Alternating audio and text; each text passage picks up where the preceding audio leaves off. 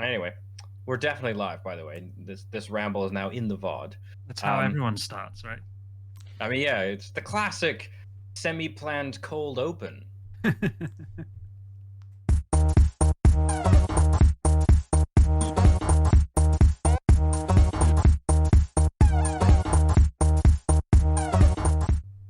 Welcome to Geek Out Weekly, the podcast where we geek out, not so strongly, on a roughly weekly basis.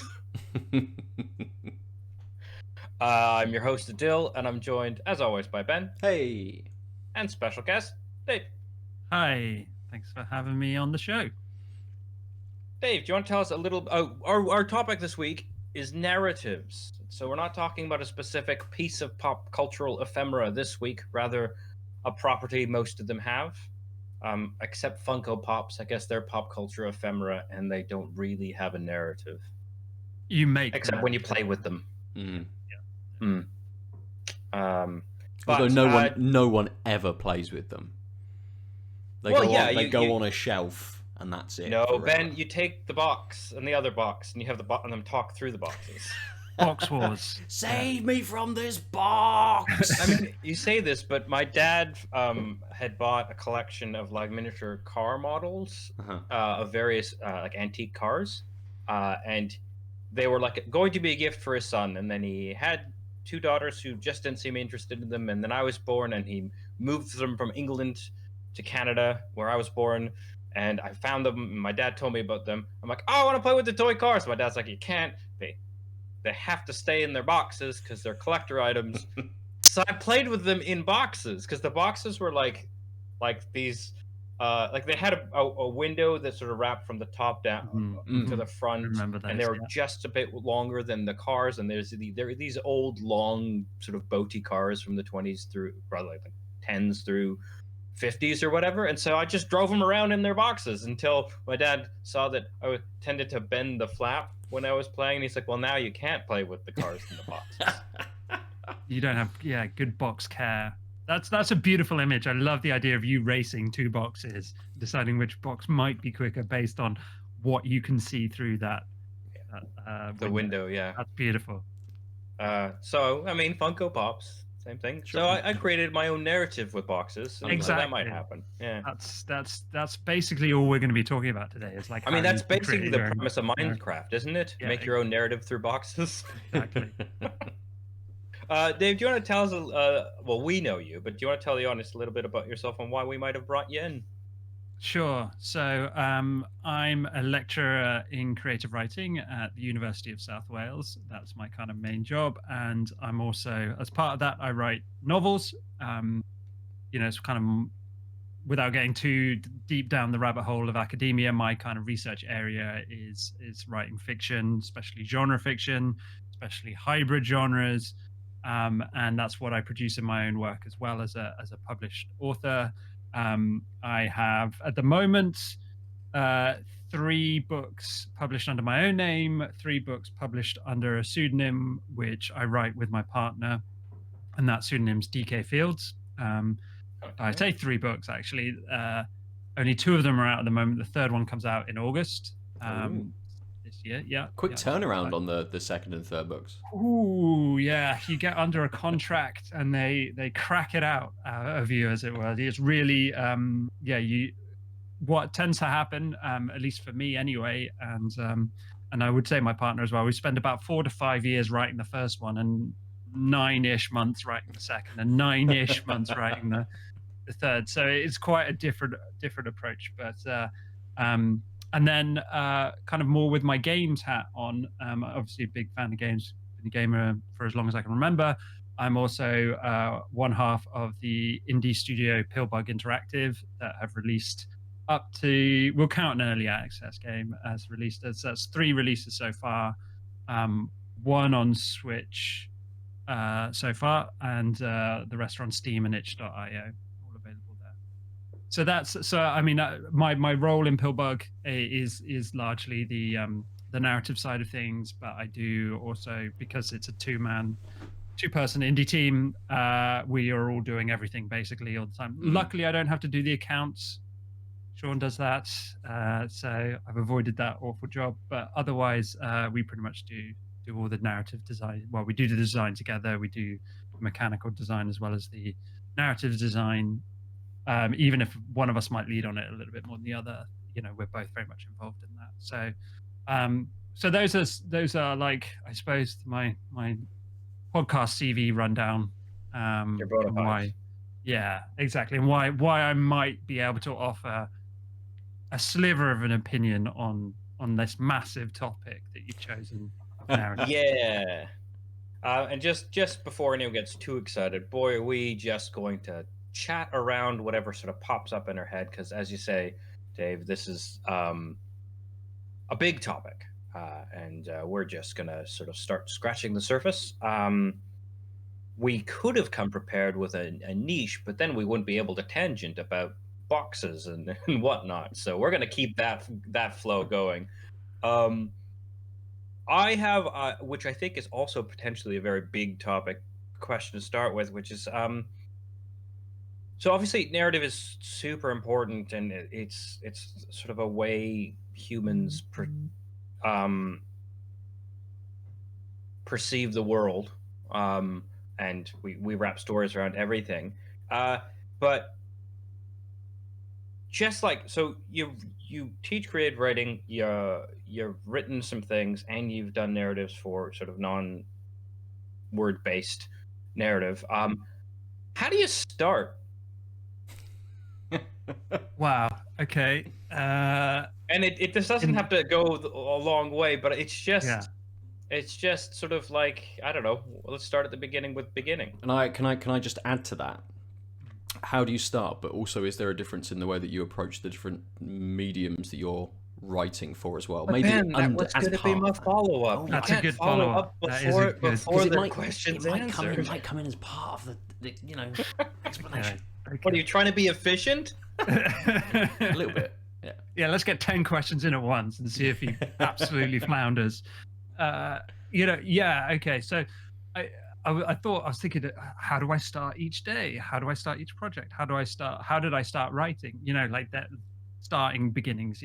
Beginning at the beginning. There are many places to begin. It's a very good storyteller answer, but I think ultimately it comes down to some pretty wishy-washy ideas of just being curious and just having an open mind to your own imagination, and those kinds of things will kind of transfer whatever medium you're creating in, whatever you're writing, whatever, etc. I can be a bit more specific about the point where I realized, for me, it was quite late in life. I was actually quite late to reading as a kid. I didn't take to it particularly naturally.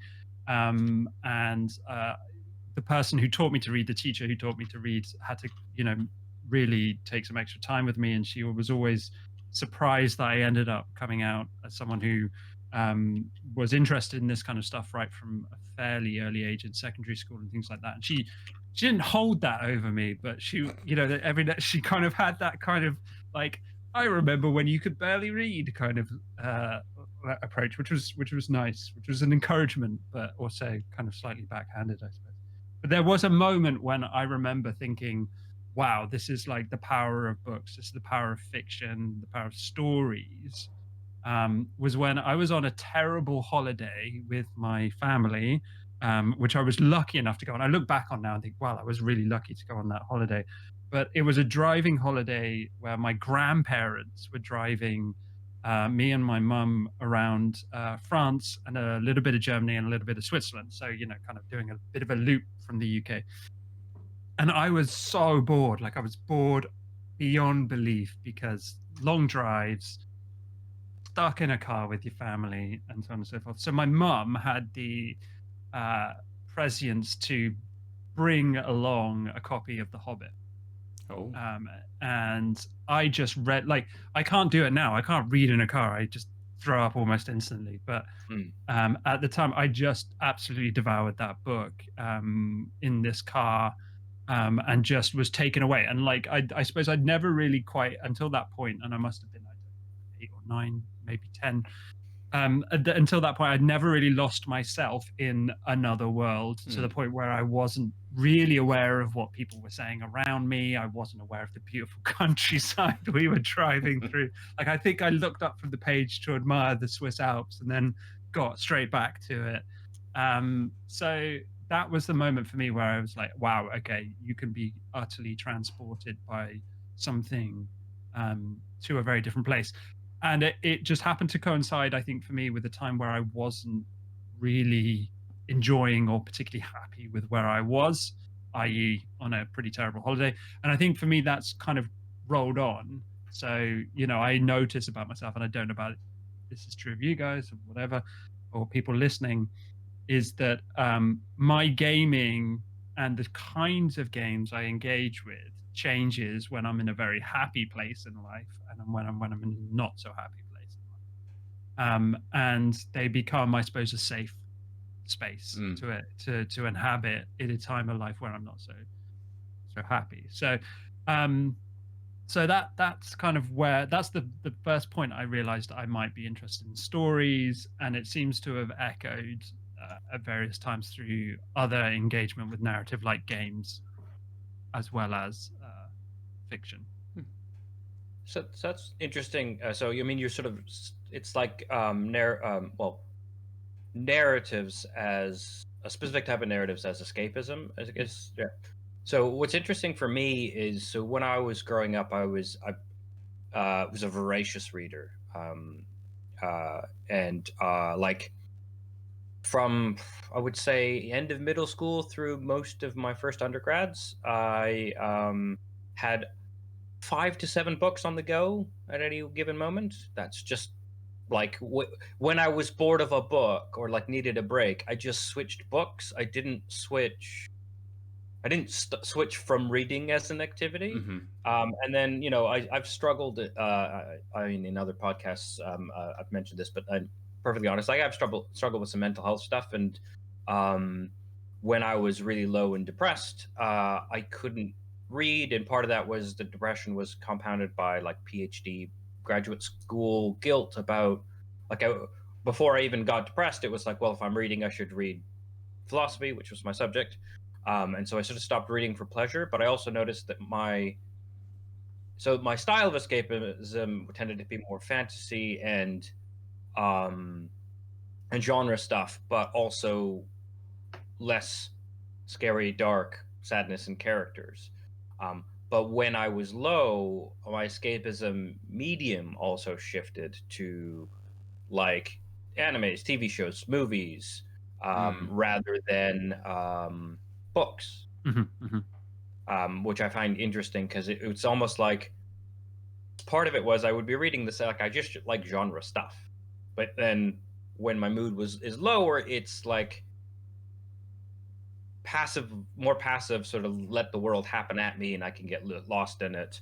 And then when I'm sort of more up, when I'm more happy, I might shift to I'm okay with reading darker things in the same genres, but actually it's also like I want to consume this at my own pace. I read quicker than I watch, right? I don't do the inside voice reading thing. I learned that at a younger age, and so I could just like read, and what I enjoy is like when I'm on it, like just like consuming. And if I'm really enjoying something, I want to be like, give me it as fast as you can. And so then a TV series is like as fast as you can is the same as slow as you can, except maybe taking breaks in between episodes or whatever. But yeah, I totally get that escapism shift. Absolutely, yeah. And it's interesting as well with your story, Dave, that you are reading a book set in quite a lush, vibrant world full of mountains and forests, whilst you're driving around Central Europe full of mountains and forests. Yeah. And it's still the book that holds you that little bit more than the scenery going past at speed. And I assume you stopped at some of those and walked around a little bit of the countryside and things. But even then, it's still the stories happening within that kind of constructed world which hold you more than just some sticks on the ground over there. Oh, yeah, there's a squirrel. Cool. But I think you're right. It probably, thinking about it now, and I hadn't necessarily really thought about it this way until right as you said it, Ben. But that doubling now seems so obvious. Like it's such and no doubt has some aspect to why that was so powerful for me, rather than what we've all experienced reading great books that we loved, but they don't necessarily go on to change our trajectory of life. I mean, I guess we don't necessarily know that until hindsight, obviously, too, as well. But yeah, I think that doubling and that particular point in time and life and all that, very specific to me, obviously, as an experience. But other people will have some kind of experience with that, with their first really powerful game or book or whatever. But that was certainly, I think, the reflecting back on my own process and my own journey to where I am now, that's the point where I think it became one of fantasy, but also narrative and also escapism. I think if you put those in that kind of triangle, those are the 3 points which kind of came together to shape me as a triangle. Feel free to jump in with that follow. What was that follow-up question? Now that I've found my inner shape. I don't remember. I do. Oh, go for it. It was is your approach different given the medium? So you do write for games and books, and so is it fundamentally different, or let's follow up? Are there some things, even if your approach is there, are there some things you need to sort of track and plan differently given the differences in the medium? Sure. Yeah, there are some. I'll start with the clear crossovers of some, but I'll wind it back just a touch before I do that, if that's okay. So my training and my kind of education is in prose fiction. I have dabbled in poetry, as many undergraduates do and are forced to do on things like my course that I teach now. But when I was an undergraduate, I did that as well. So that's where I bring everything from. That's my foundation. That's my root, where I'm most comfortable. And anything beyond that, I fully respect as a different medium and as a different form that I am. I mean, I'm an apprentice in fiction, but I am an even earlier apprentice in games writing, in poetry, in writing scripts for either radio, stage, or screen. If I was to try and do any of those things, some of which I've dabbled with in the past, some of which I haven't, it would I go into it knowing that I have some applicable and transferable skills, to use those kind of buzzwordy stuff, but that I am someone here to learn. Like, I'm not even a journeyman, let alone a master of those forms. And I came to game writing very much like that, very as humble as pie, and just knowing that, like, yeah, okay, I've played games like since I can remember, but that's that, which is great, is useful, don't get me wrong, but I didn't come in expecting to know exactly what needed to be done. And I came in hoping that I could bring something and be kind of useful to the projects that Pilberg and Sean were looking to make. So I kind of want to be useful, basically, and offer some skills that I've developed along the way of a different medium. So, but the things that are transferable. So if you're a creative writing student at university right now, or if you're just someone who's written as a hobby for a little while, and maybe you've published short stories, or you've taken that crack at that first novel and it's in the drawer and you're never going to get it out, or maybe you've tried to send out to agents. I don't know where you are in your writing journey. It is a very long journey. But there are some things that you will have developed, some skills you would have thought about, some things you would have practiced that are transferable between most mediums of writing. Because ultimately, like anything, like what we're doing right now, it involves communication through language. Mm-hmm. The conventions, the tropes, the ways you use those language varies from medium to medium, of course, but ultimately it comes back down to that idea of language. So kind of building on that, you've got things like economy of language. So that's something that I talk to my students an awful lot about, even in prose, even in novel writing, where we think, wow, you've got 80 to 100 to 150,000 words in your commercial fiction novel. Just bunging loads of extra words in there is not the way that story is going to come together. That's not the way that medium works. But then you transfer to something like poetry, where you might have, say, 150 words in a poem, or a scene in an FMV, or a dialogue conversation in a game, which might last somewhere between 100 to 500 words. Economy of how you use language to get across what you need to get across is transferable between all those mediums, despite the difference in scale. So that's one thing. I think if you're a prose writer writing dialogue, if you're naturally interested in writing dialogue and you would say it's one of your prose strengths, then I think game writing and script writing will feel a little bit more natural to you, and you'll make that transition a little smoother than if you are a prose writer who really relies heavily on internalization, or I suppose to an extent description as well. Those things are they're just managed in a very different way in something like games, because it's that visual medium. When I become a games writer, I'm basically only writing dialogue.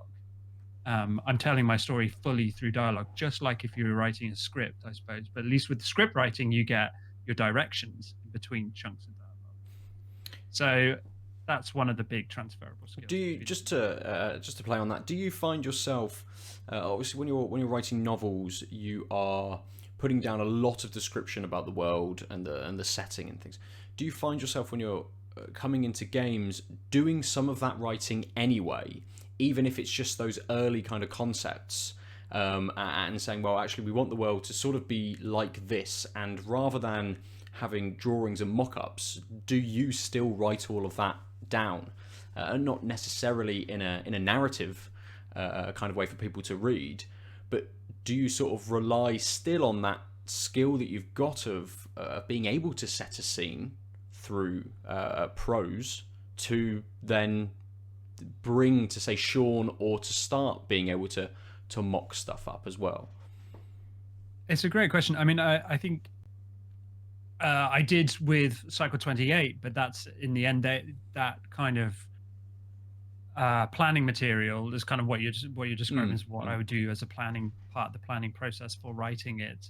Ended up actually becoming part of the project. It's one of the things that you can kind of unlock those kind of wadges of prose.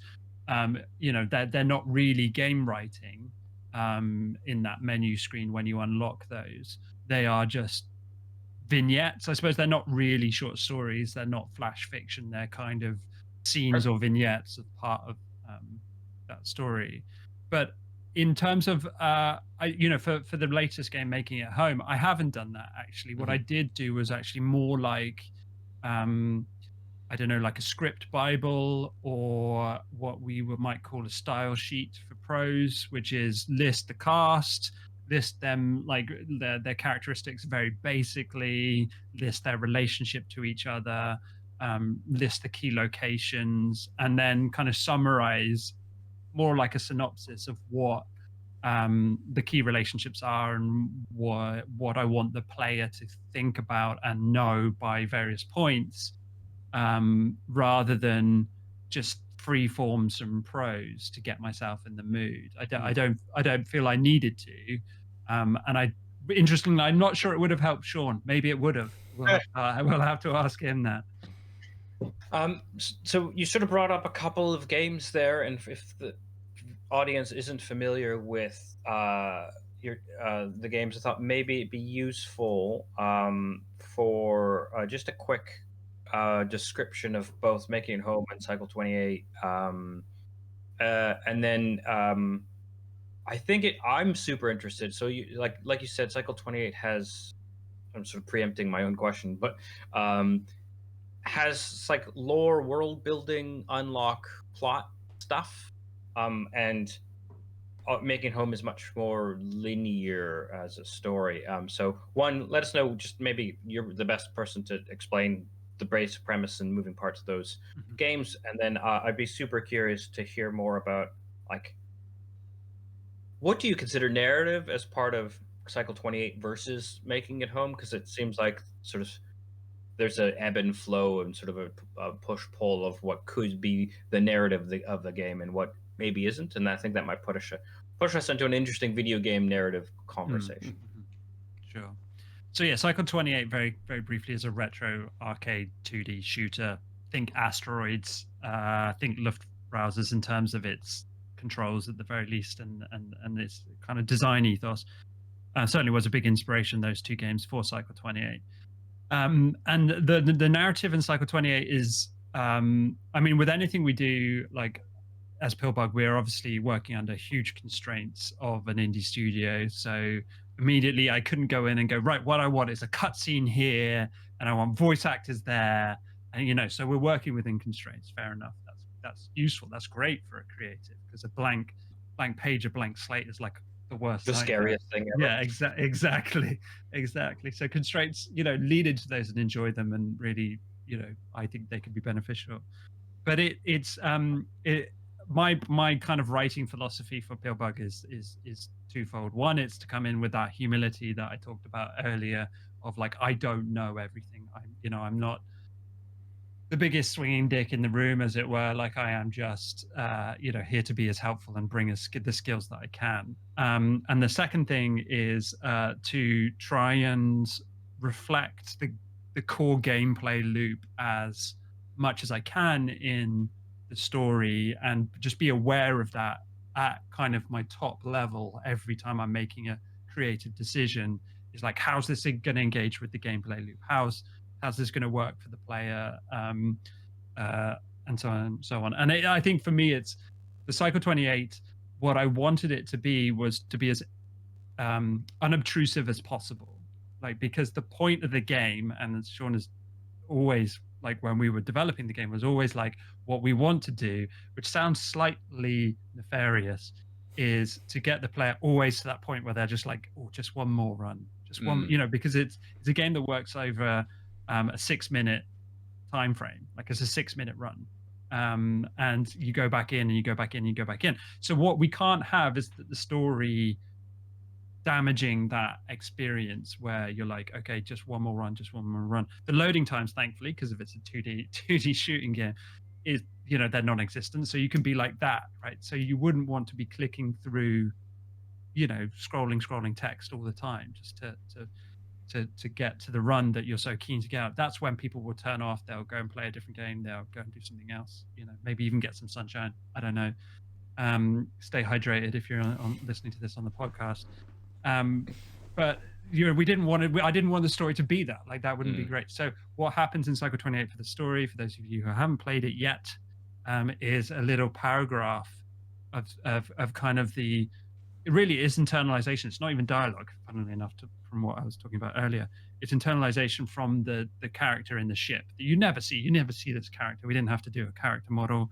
We didn't have a dialogue talking head or anything. It was just, floating bits of text in space that just, goes away very quickly when you start moving, and is triggered to that player movement. So if you don't care about this, like, if it's not why you're playing the game, you're not that interested, you hit the joypad or whatever you're playing on keyboard, and away you go, and the text fades out, and that's it. Like, that's as much story as you will get. That little paragraph in space, it changes periodically, which catches people, so you see the same thing a couple of times. You're like, oh god, this is just the intro text, and then it changes, and people are like, oh, that's a bit different. That was different from. So you're drip feeding narrative at hopefully surprising moments, and that catches people unaware, which is kind of exciting. And then around that, because Pillbug loves hiding things from its players, and creating mystery that way, there are these vignettes, prose vignettes, unlockable on the main menu screen. And people don't notice that, which is kind of great, but also kind of sad. But they unlock as you do more runs, and you just have to hover over the right bit of the menu. So spoilers for people there, but they are there. And that tells the story in more depth because it's prose, right? Like, so just saying, like, if you're still in the menu screen, you're happy to chill out with me for a moment and maybe read something story. and like that's great. Like we've engaged you on a level that you're happy to be engaged in, and you've got the control, because then you just say, right, this is interesting, but let's start the game. So when it came to making it home, where we knew we would want more story just as a base level than Cycle 28 has, because the game functions differently. Like the core gameplay loop isn't linked to time, it's in the sense that the clock is ticking, but it's not like the game gets harder the longer the clock goes. It's a different gameplay loop. There's other scenes, for instance, you're outside of the game when you're actually having these conversations. They feature a bit like what we learned from the Cycle 28 menu screen. We want players to opt into our stories, because I think the last thing I hate as a gameplay experience is I'm not engaged by a story and I'm forced to work my way through it. Right? If I'm engaged with the story, I'm delighted, and I haven't noticed that I've been forced to engage with it. But we don't want our players to be like, oh, I have to do this. And no one likes clicking through dialogue, right? Like it's a really lame experience. So what that ends up with is every time you see a character in a truck stop in Making It Home, which is a game about going from one side of America to another, but you're a ladybird or bug, depending on which side of the Atlantic you hail from. Yeah, I guess you are like canonically a ladybug because you're an American ladybird. True. Written by a Brit though, so it does get confusing. We might have to get. Surely you name your character would consider themselves a ladybug. Yes, very true. Very true to the internal world. Fictional America, where the Boston Tea Party never happened. Well, you'll just have to play to find out how deep the rabbit hole goes on that Ladybirds level. and rabbit holes. I'm sorry, I derailed. There is a rabbit in there. In fact, one of the first things that people notice of the story is they're like clicking through this dialogue and reading it, of course, because they've chosen to. And they're like, I'm a ladybird, but my sister is a rabbit. So there's something weird going on there. So like they start to kind of think, that's odd. And the people who have streamed the game have almost all been like, wait a minute, I'm a ladybird, she's a rabbit, how can she possibly be my sister? So there might be something going on there. But that's kind of the design ethos really of both games, but they are quite different in the sense that obviously Making It Home uses that dialogue. It uses dialogue in this kind of branching system that's far more involved. It's far more engaging for the player. They've got choices to make, and it becomes a sub game, I suppose, that complements hopefully the main gameplay loop, but which is very different from Cycle 28. But they are both opt-in. You can play Making It Home with no idea who the ladybird is, no idea why you're going west coast to east coast, and just enjoy building your vehicle and bouncing around it in the core gameplay loop. Or you can actually find out why some of those things are happening. And it's up to you.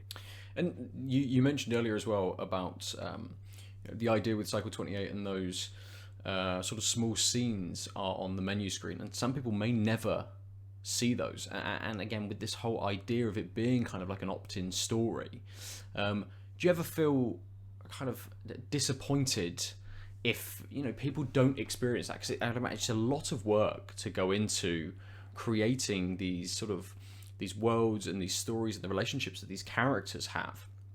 Do you get a sort of a sense that you would that you're, as you said, servicing the kind of the gameplay with these other bits, or are you sort of, now you've done a couple of these, starting to think, well, maybe I would like it to be a bit more integral to kind of to the run of the game, and I want people to experience what we're trying to put together as an entire package, rather than it being, here's the game, here's some stuff you can experience if you want to.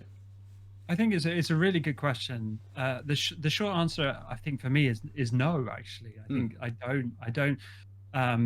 don't feel that way. I don't feel that disappointment, because what what for me is like, if people want to read a book by me, like, the story by me, they can go out and buy one of my books, or they can buy someone else's book, or they can just consume a slightly different media if they just want that story and story alone experience.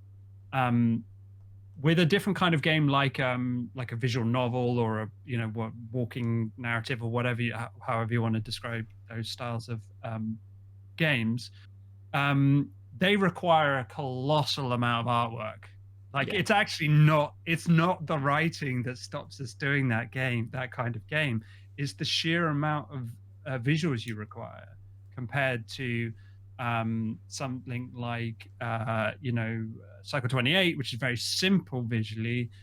Even Making It Home, or Intelligent Design, our first game, are more complex visually, but nothing like the bespoke artwork that those kinds of games actually really turn on. They don't move that much on story. Like, story is a big part of the player's engagement with the game, but actually, to make one of those games, I think we'd actually have to have a serious shift towards the art style. And really, we'd basically need to like have an artist on our team who owned a third of the company.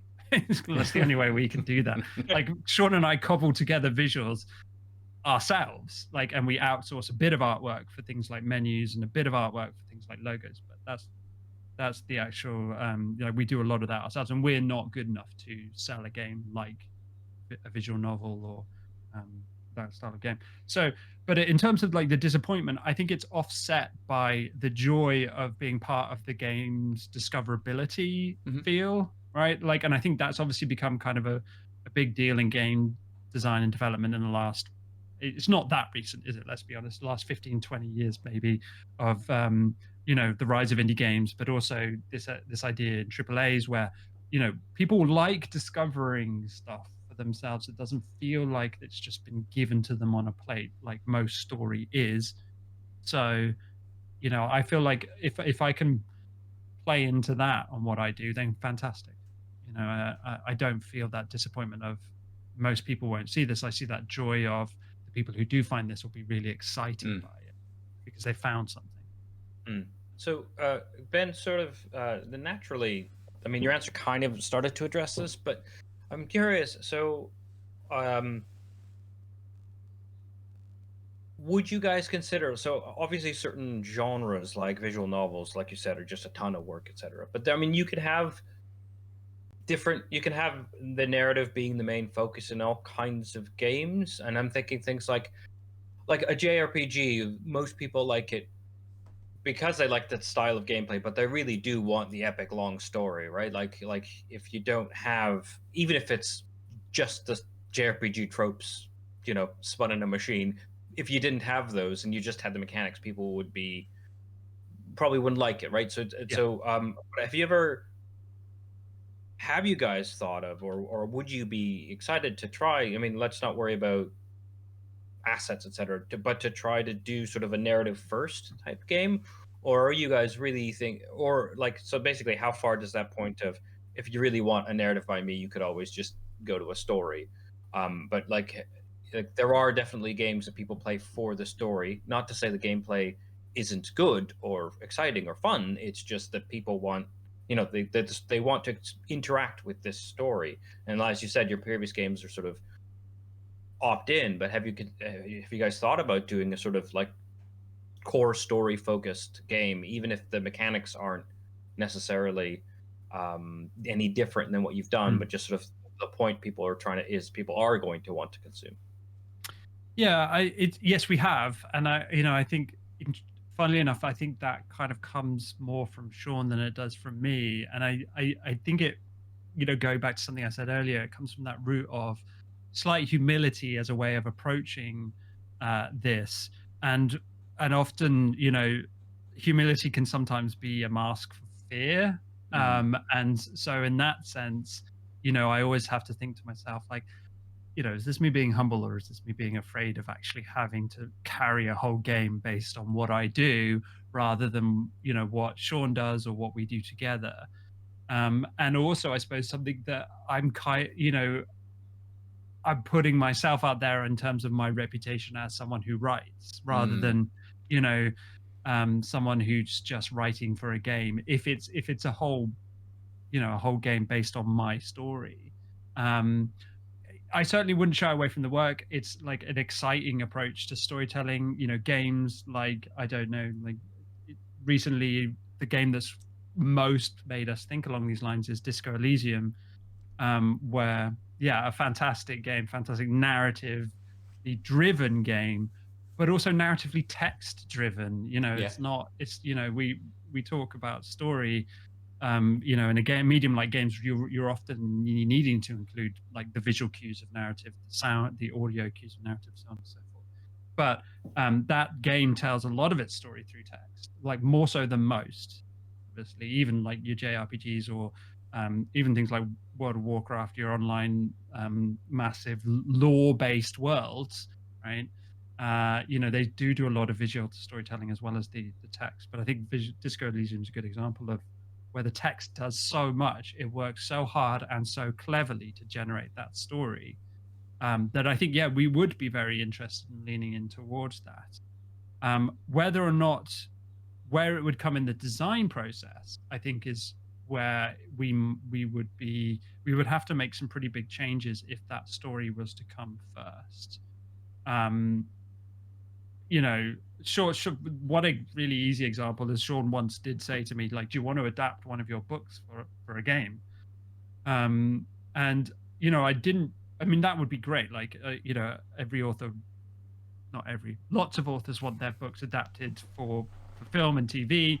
They probably don't think as much about adapting books for games, but it's an potentially exciting area. But I didn't jump at that because, for me, I mean, a lot of authors feel this way. Like your last book or the book before or the book before, you've moved on. You're on to the next book. You're thinking about what's the next book. So it feels like a bit like looking backwards, which is a weird experience. Lots of people have to do it, actors, directors, whatever, as well as writers. So I would have to kind of re-engage with something in my past in order to move forward with something like a game. So that would be a weird experience. And I would also, I think I would always want to be led by, well, what is the game going to be? Like, what is the core experience going to be? And if you said to me, okay, so you're just going to be clicking through branching dialogue trees, mostly, like a game that we played on stream recently. I know, Ben, you've played it, Subsurface Circular. I think you played it more than we did. I think we played like one episode and kind of moved on. That kind of game, which does a really good job with that approach to branching narrative, where the narrative is the key thing, it's the important thing. But I think for me, it just feels like not why I got into writing for games, really, because it's almost too close to writing prose fiction, weirdly. So it's weird. It's a really good question. It's not like I feel like I'm on the spot, but it is a really interesting question. Like, why have a writer on your team if you're not going to start the design process with a story? And I wonder if it's because, for me, I think, I came to it as trying to bring a little bit of something to a game rather than being the focus of the game. It's also, I think, a different set of skills in that, like, you could tell a really tight story, right, and make it, but it would be a bad game unless it was like, that's like some of the worst games are ones which railroad you, right? Like where the narrative the gameplay is sacrificed to the narrative, because what you want is some notion of interactivity and agency, and sometimes interactivity, like with we call them news games, which is narrative exploration walking simulators, or northeast southwest, because you can go anywhere. We're very clever here at that's really good. Did you coin that, or is that someone else? No, that was us. Years ago now. Very good. Yeah. Now I'm just basking in the. Well, it's 2021, and anything I can bask in is. What was I saying? Right. sometimes games do this to the detriment of the game, right? And so it seems like writing a narrative for not only like, so with news games you have to write it in a piecemealish fashion such that it's not just like you said with Cycle 28, where you're drip feeding the narrative throughout runs because that's how the game is designed. But like with a news game, you have to write it in the sense of not only are people going to have to stumble upon lore, etc., or voice cues or whatever, but they also will. It has to be written in a way that you can't predict the order so much. Otherwise, it becomes a poor version of one of those games.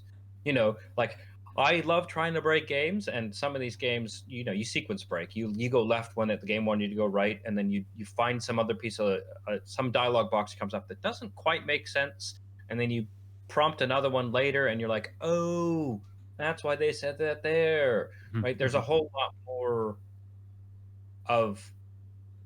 I think it's just a different approach to writing because it's much more like you have to think of it as a collection of lore that together the user will figure things out.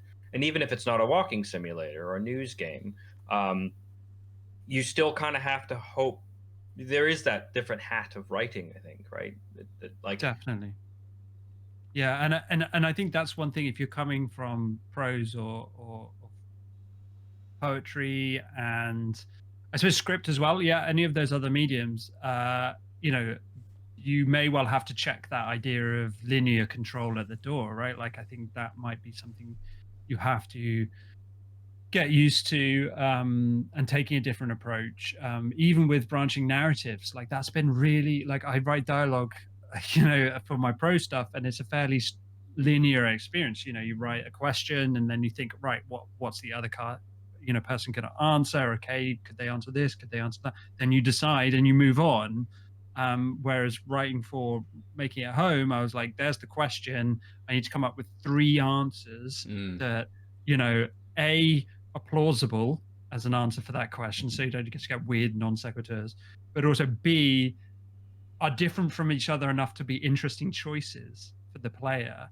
And then you're thinking, okay, so I've made those 3, but I actually also have to think about the chains that they produce, because they're not just question answer from 3, question answer from 3. You're actually kind of building down that branch, right? Or you're following down that branch, because we don't build trees that are you're following it down to where's the logical conclusion for the fact that at the top they said, yes, I would love a piece of cake, to no, I'm on a diet. You go all the way down and to a different psychological endpoint for that conversation than if the person accepted a piece of cake. And then what's been weirdly for me then is thinking, right, I've got these 2 different points, because you've had 2 people have a conversation and it's branched off, and that's what you want it to be different, so the player feels like you have a different experience each time, but they still need to come back together because they need to talk about I don't know, tomorrow's headlines. I'm going to use your news example. Tomorrow's headlines, because that's what the whole scene is about. And cake was just a way to talk about characterization or to get this issue of diet in. But really, the game's about what's going to be on the headlines tomorrow. So you kind of branch out and then you come back in. And I feel like I go in quite a weird, wonky wave motion a lot with that writing, which is so different from writing prose.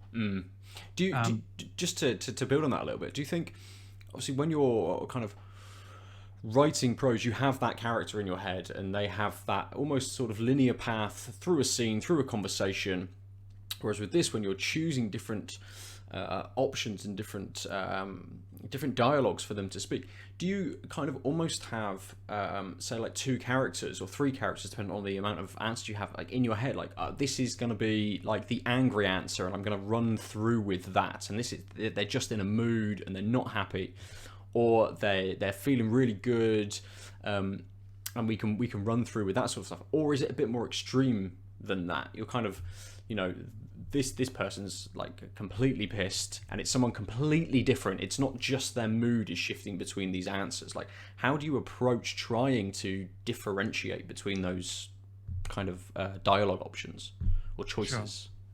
Yeah, it's a great question, and I think you know, because of my background, I tend to choose what I think you've described as the former, which is it's just one person.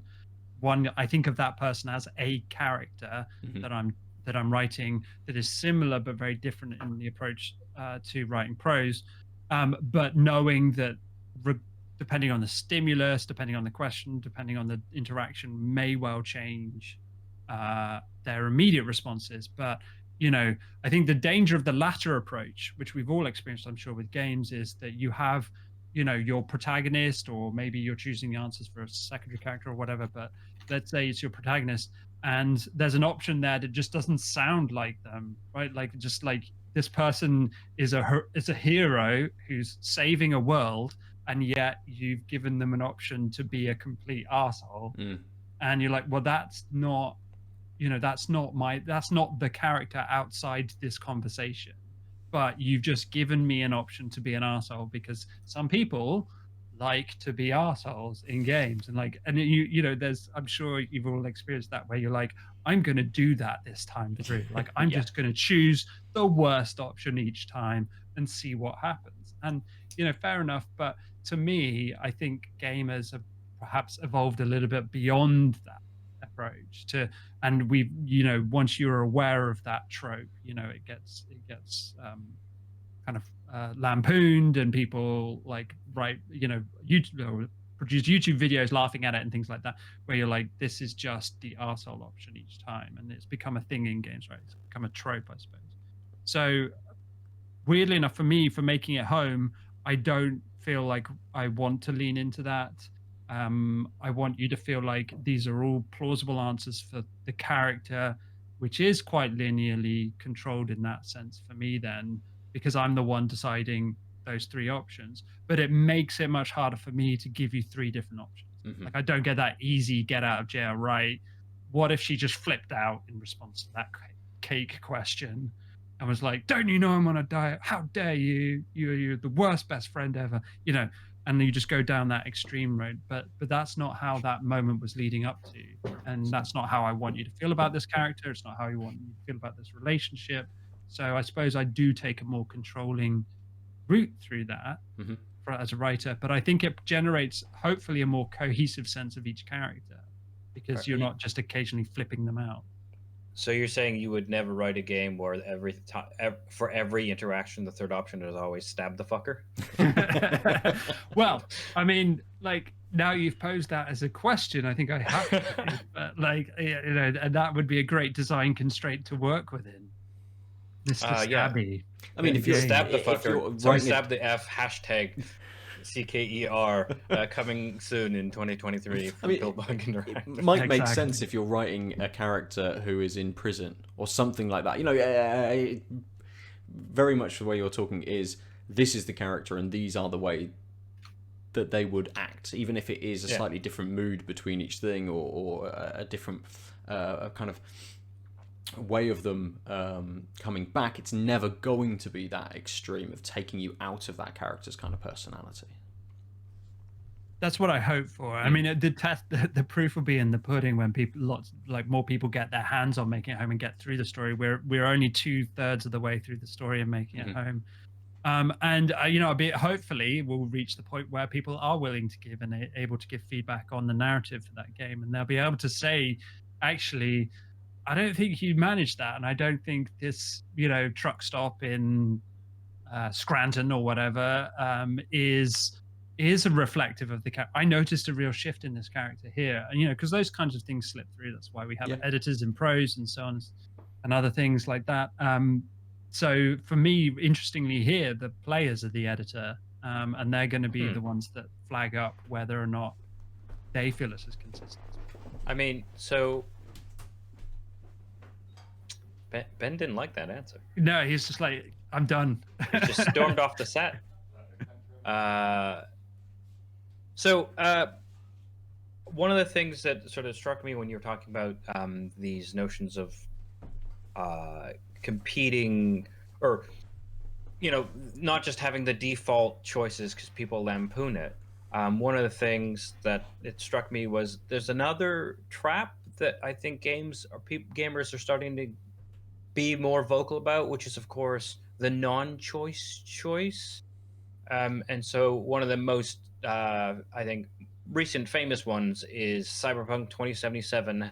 You start from three different backgrounds, and the first prologue bit, you're introduced to Night City based on your background, and you have a little bit of plot. Uh, and then it kicks in a montage scene, which is identical for all three, and it starts you in the exact same place, i.e., whatever your position was before.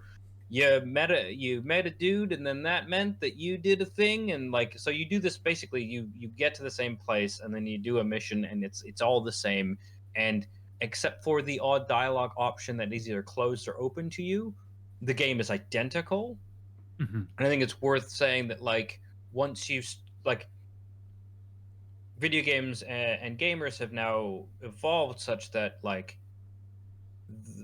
it's one thing if it's like choice on the side like you were saying, and I think like when it's just building out the world, that's nice and people are going to enjoy it, or like you said, be able to skip through it. But once you make it a narrative focused game, you can't get away with these fake choices, or like you do the asshole thing and then people, the next time you meet them, people are like, "Hey, what's up?" It's like, "Why was it? Yeah, there's I no was a dick to consequences. you." Yeah, Like, yeah. the game needs to have the like dick beater for each person, and like now, I've hit the threshold. I was an asshole, so sorry.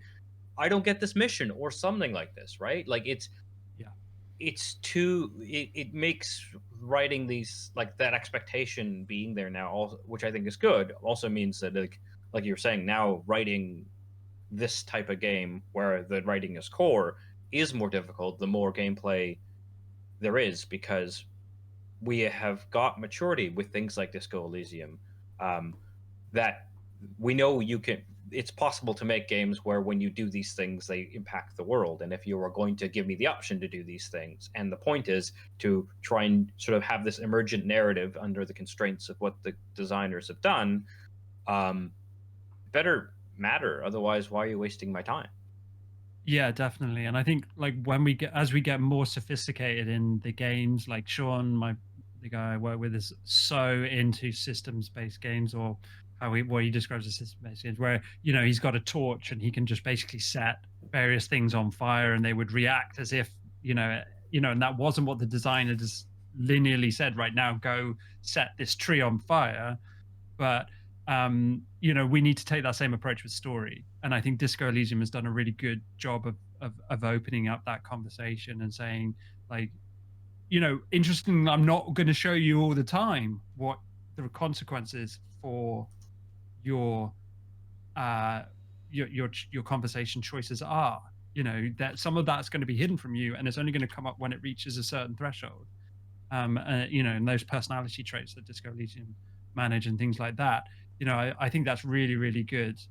Um, and one thing I would say about that as well is when we were designing Making It Home and thinking about the branching narratives, one of the questions was, do you let the player go back up the branch and choose the options that they didn't choose? And that's something that Subsurface Circular does. And I actually dislike that approach, because it feels then to me like that initial choice you offered me doesn't matter, because I'm going to come back and I'm going to take the time to click through each one. But if you lock those away, then I feel like every time I choose which piece of dialogue, like it means like I'm not only getting something, but I'm missing out on two other things. And I think for me, that's a one way we try to make that choice relevant. The others open a bit more into that design space. I'll take a very quick example that the first boss in the first act of Making It Home is your sister Ellen, and you race her. There is, through conversation, means of changing that experience quite drastically. And that means that every time you meet Ellen in the future, in acts 2 and 3, she and you as the character have changed your relationship. She's spoilers, she's basically a lot nicer to you because you understand each other a little bit better, because you've had that conversation and you found your way through that dialogue. in such a way that improves that relationship. But you're right. As a writer, that means I then need to write two different whole scenes for a conversation with Ellen each time, based on, did you figure this out or did you not? And that's a very simple binary thing, right? Like, so a even more complex system like you see in Disco Elysium, it's a huge amount of work. And that's why I suppose, coming back to your earlier question, one assumes that they started with the story as their design process right at the beginning, rather than thinking, how am I going to fit a story to this core gameplay loop, which is what we do. Mm-hmm. Nice.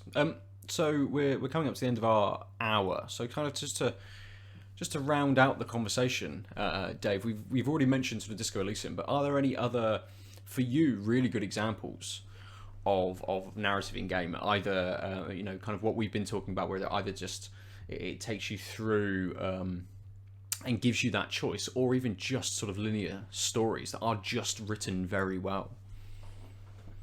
That's a really good question. I think, kind of thinking back through my current games that I've been really impressed by in terms of the narrative, like I was quite late to Firewatch. I think that is a fantastic narrative game. It gives, the illusion to some extent of a great amount of sandbox freedom, when really it's actually quite, it's linear on rails to some extent, in terms of the story at least. So I really enjoyed that.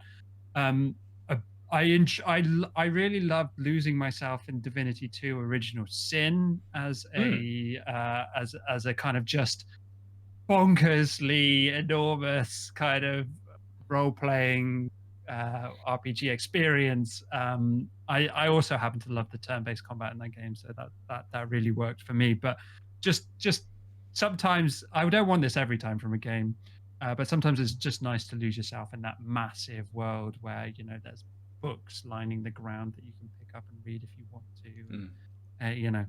There's 10 factions you got to worry about, and etc. But that's very different to something like Firewatch. I think we enjoyed a bit of Spiritfarer on the stream the other day. That's really nice, but that relies quite heavily on visual storytelling as much as anything. And that works well because the dialogue's nicely done, really nicely done. And lastly, my kind of Get Out answer would be something like Gris or Far Lone Sails, where all the storytelling, all the narrative is done largely through visuals. And I as someone who obviously works heavily with the written word, I don't think that's the only way to tell a story in a game. Absolutely. I think those two examples do a wonderful job of telling a story without heavily relying on that. Awesome.